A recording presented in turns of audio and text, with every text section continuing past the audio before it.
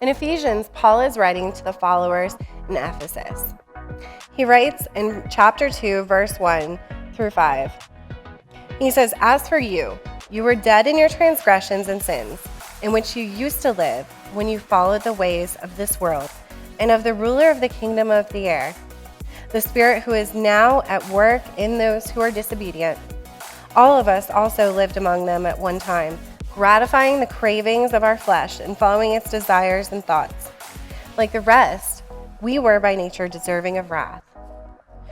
But because of his great love for us, God, who is rich in mercy, made us alive with Christ even when we were dead in transgressions.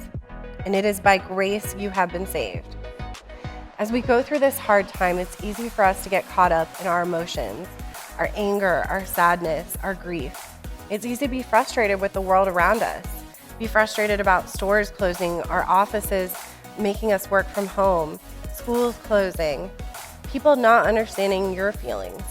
But the reality is, this world is just temporary.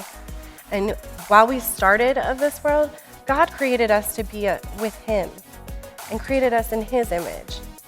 And he sees all of those things that make us human, and he wants us to be like him.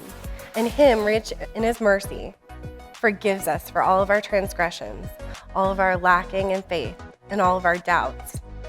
And it's through him we can have hope. And that hope is what's going to get us through these hardest times. I just pray that as we move forward, we go through and we think about how we can be more filled with hope. How can we take our days and make them happier and more joyful and look to God more instead of the earthly thing?